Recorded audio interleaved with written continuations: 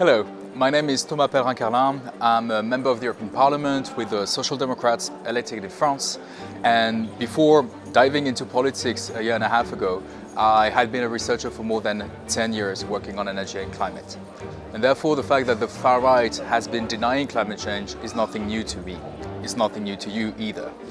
But what we've been seeing is a rise of climate denial by the far right, but also increasingly a few people now from the historical democratic right-wing parties in Europe.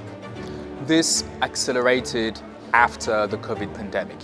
What we saw, because it was documented by scientists, is that a lot of the people that were spreading false information around the COVID vaccine were, if you want, out of business by 2022 more or less, because virtually everyone in Europe had the vaccine and we were much healthier with it than without it. And those far-right COVID misinformers had to find a new topic to talk about, and a lot of them moved from COVID to climate denial. We also see the far-right being empowered by the re-election of Donald J. Trump, that recently at the United Nations General Assembly called again climate change a hoax.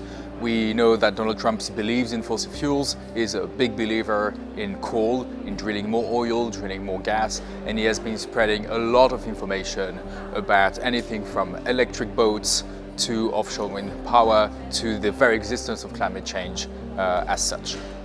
And now in the European Parliament, from which I'm talking to you today, we see also the far right being empowered by a new majority. That new majority is a majority that sometimes, not all the time, but sometimes the EPP, the Christian Democrats, are choosing to do with the far right.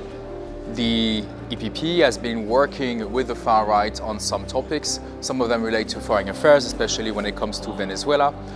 But increasingly, we've seen them at least attempting to work with the far right, including on climate topics. The example of that is the fact that recently the EU climate law, which is really the cornerstone of the legislation that comes to EU climate policy, that file has been taken by a far-right group, and the current rapporteur on that file is a far-right Czech national who is working with Babiš.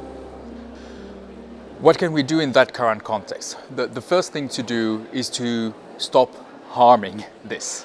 There are some EU policies that are at risk of fueling the far right, and so therefore it is our duty in the European Parliament to see what we can do to make sure that any policy that we do, but especially any climate policy that we do, is as socially inclusive, as socially just as possible.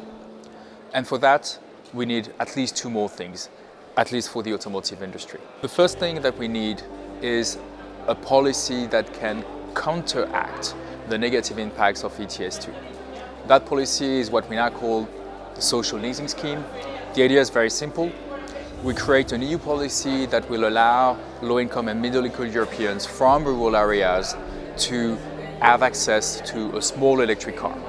We're talking about people that earn less than the median wage. So for France, for instance, it would be around 2,000 euros a month.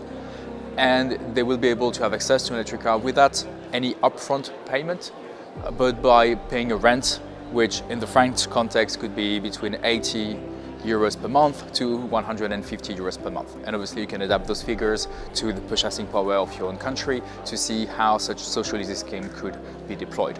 By doing this, we will create demand for European electric cars in Europe, which would be a way to boost the entire industrial ecosystem, the automotive ecosystem, from the big car manufacturers to the tier 1, tier 2, and the other suppliers, including SMEs, of course.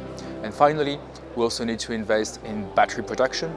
We know that the only way for Europe to remain competitive when it comes to the automotive industry is to be able to produce cheap batteries in Europe, and for that we need a battery booster in the EU, but we need also to make sure that it has social conditions, because the way we want to make the climate transformation of our economy happen is a way that is socially fair, is a way that not only saves humanity from climate chaos, but also a way that empowers workers for them to have a stronger say in the way their companies work.